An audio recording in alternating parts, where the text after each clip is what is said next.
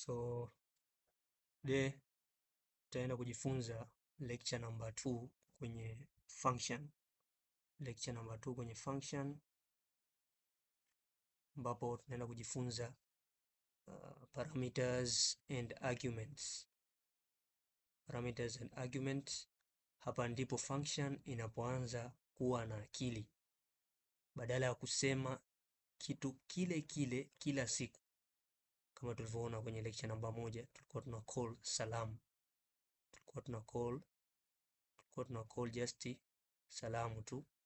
Tayari hapo tuna call function kitu hiki, yani hizi 2 blocks of code tulikuwa tunazi call, lakini tutaona kwamba tunaenda ku call vitu viwili tofauti. So parameters ni nini? Parameter ni variable unayoiweka ndani ya mabano ya function unapoitengeneza. Tunaona jinsi tunavyotengeneza function. Unapotengeneza function kuna variable ambayo tunaitengeneza pale ambayo tunaita parameter. Hii variable inakuja kusubiria kuingiza thamani tu. Argument ni nini? Argument ni thamani halisi ambayo tunaenda kuiweka kwenye this parameter tayari kwenye function yetu wakati unapo call.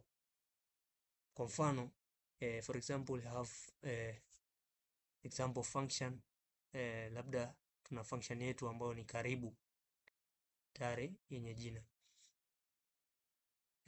We start with #include stream. Kwa vile tunakuja kuandika jina, tuna include strings, tunahitaji kwa ajili ya kuandika majina. So using namespace std, hapa jina ni parameter. Jina ndio parameter. Parameter tulisema kwamba ni variable ambayo tunakuja kuhifadhi thamani. Hiyo thamani ambayo tunakuja kuhifadhi ndio tunaita argument. So we start with a void karibu. So the name of this function is karibu, void karibu. Then we write the data type string with parameter called jina. So then we write our block of code cout habari jina karibu darasani.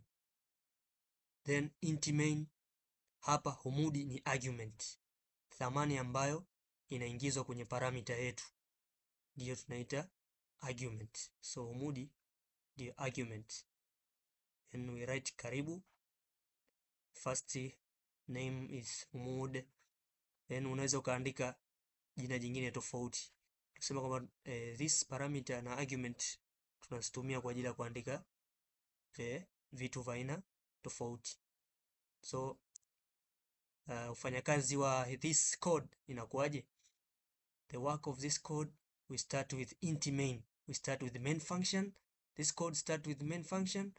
So at main function tunaanza na karibu. Kwa hiyo tukiandika karibu maana yake tunaicall function ambayo imeitwa karibu. Kwa hiyo tunaicall hapa function ambayo imeitwa karibu, ndani yake kuna string, then this parameter jina inaenda kustore ili jina ambalo ni humud tayari. Kwa hiyo this is argument humud, we store, tunaenda kustore kwenye hii variable ambayo ni parameter. Kwa hiyo inafanya kazi ni kwamba karibu inaicall hii function huku tayari na kuipa thamani ya humud kwenye parameter tayari. Kwa hiyo karibu string jina, sehemu ya jina inaenda kustore humud, then ina execute hii block of code ambayo ni cout habari, nao kwenye jina kumepewa thamani ya humud. Kwa hiyo inatoa jina, inaweka thamani ya humud, kwa hiyo inakuwa habari humudi karibu darasani tayari. Inakuja tena kwenye main function tayari, karibu habil. Kwa hiyo inafanya kazi ni kwamba ina call a function ambayo inaitwa karibu huku. Kwa hiyo tukija kwenye function ambayo karibu, sehemu ambayo ni parameter inaenda kustore hii thamani ya habil. Kwa hiyo thamani ya habil inaenda kuwa stored kwenye jina, then inakuja kwenye kodi yako cout habari, now this is the value of jina inakuwa ni Habil. Kwa hiyo inasema kwamba habari Habil, karibu darasani. Unaweza ukaongeza kitu ambacho unataka kiwe executed. For example, karibu karibu, let's say Yazid. Example, karibu Yazid. So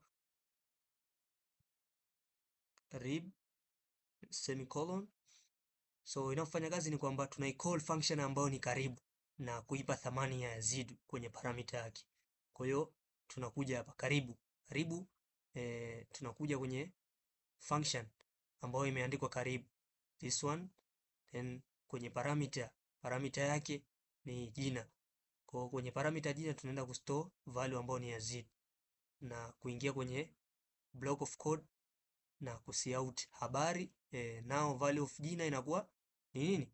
Yazid. Kwa hiyo inasoma habari Yazid, karibu darasani. Tayari.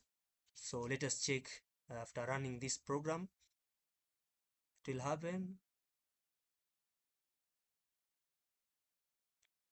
Yes, you see that the first the parameter stored the value of mood.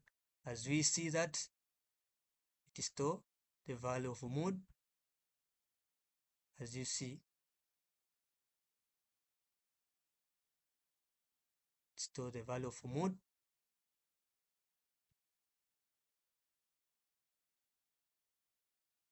Then it store Habil, as you see. Then it store Habil kwenye hii value ambayo ni jina, inaenda kustore Habil, kwa inakuwa habari Habil. Baadaye inakuja kustore Yazid kwenye hii variable ambayo ni jina, tunaita kwamba ni parameter, inaenda kustore argument ambayo ni Yazid, kwa inakuwa habari Yazid, karibu darasani. Tayari. So today tunaenda kujifunza kuhusu parameter na argument. Parameter ni ile variable ambayo inakuwa declared kwenye function yako. Tayari. Lakini argument ni ile value ambayo tunaipa ile variable, thamani ambayo tunaingizia ile variable kwenye main function. So today tunaenda kujifunza vitu hivi tu hivyo. Yes.